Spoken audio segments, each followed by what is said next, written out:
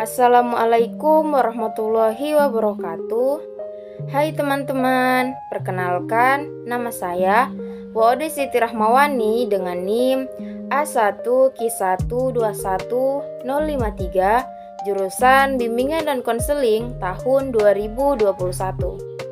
Nah, pada kesempatan kali ini saya akan mereview materi tentang konseling eksistensial pada mata kuliah Model-model konseling 2. Dimulai dari materi yang pertama, yaitu pengantar dan tokoh utama konseling eksistensial humanistik.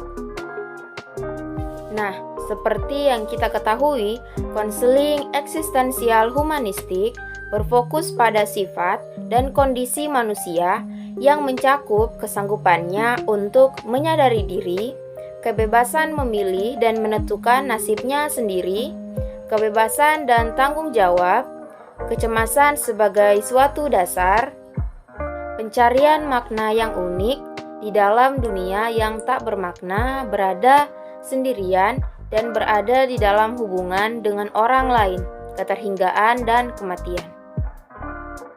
Dan kecenderungannya mengaktualisasikan diri. Dalam konseling eksistensial humanistik menekankan pada kondisi-kondisi inti dari manusia. Tokoh dari eksistensial humanistik ini adalah Abraham Maslow yang terkenal dengan teori aktualisasi diri. Selain itu, ada tokoh lain dari eksistensial humanistik ini, yaitu Carl Rogers, yang dikenal dengan metode terapi yang berpusat pada klien atau client center therapy.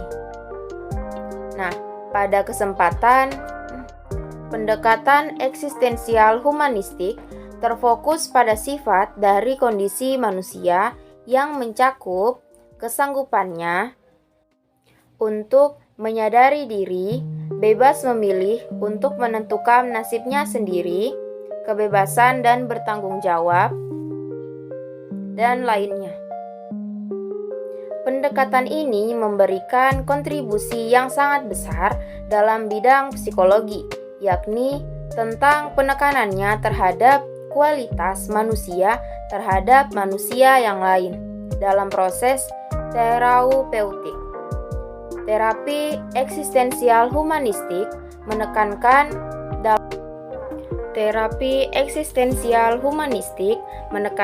pada kondisi-kondisi inti manusia dan menekankan kesadaran diri sebelum dia bertindak. Kesadaran diri ini berkembang sejak bayi. Nah, materi yang kedua yaitu konsep-konsep utama. Konsep-konsep utama dari eksistensialisme menekankan pada anggapan bahwa manusia memiliki kebebasan dan bertanggung jawab bagi tindakan-tindakannya.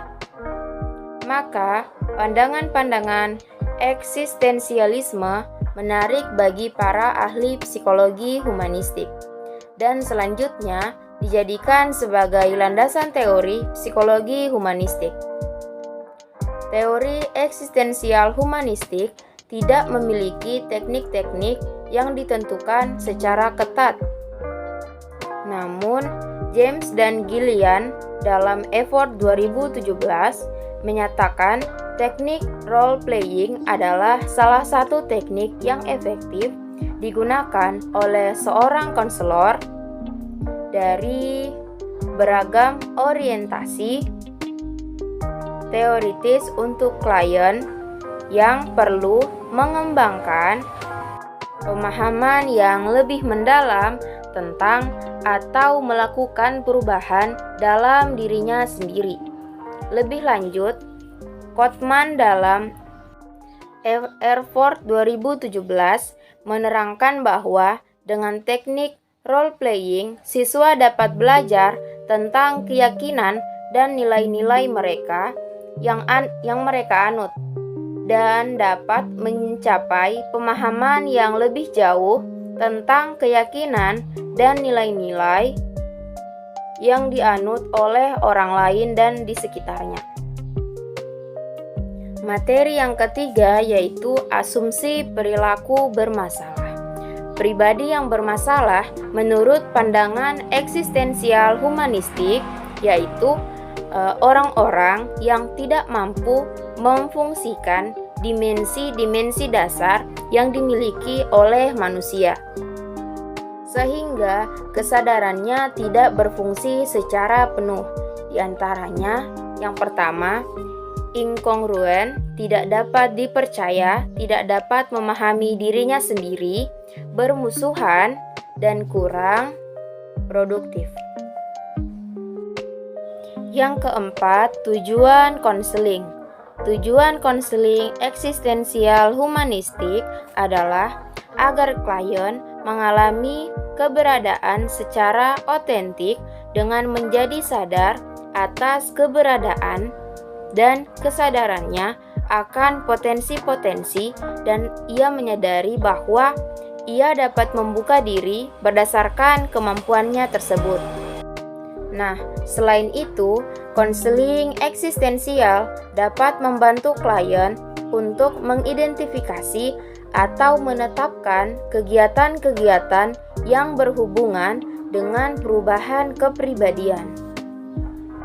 Perubahan itu meliputi perubahan yang menghasilkan keadaan baru, perubahan yang bersifat permanen dan bisa diterapkan klien dalam kehidupannya sehari-hari di luar sesi konseling yang telah dilakukan. Dan materi yang kelima yaitu peranan konselor dalam pendekatan eksistensial humanistik. Fungsi dan peranan konselor dalam konseling eksistensial ialah konselor sebagai orang yang memahami dunia secara subjektif klien agar bisa menolongnya untuk bisa sampai pada pemahaman-pemahaman pilihannya yang baru. Fokusnya ialah pada situasi hidup klien pada saat itu dan bukan pada menolong klien agar bisa sembuh dari situasinya pada masa lalu. Konselor yang berorientasi eksistensial biasanya menangani orang-orang yang mengalami apa yang dikatakan dengan kesadaran terbatas. Dalam konseling eksistensial ini, hal yang paling utama adalah hubungan kita dengan konseli. Kualitas dari dua orang yang bertatapan muka dalam situasi terapeutik ini merupakan stimulus yang mengakibatkan terjadinya perubahan yang positif.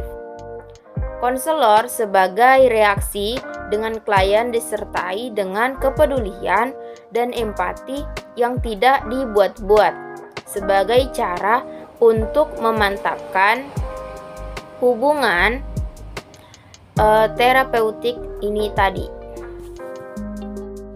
Materi yang keenam yaitu kelebihan dan kekurangan.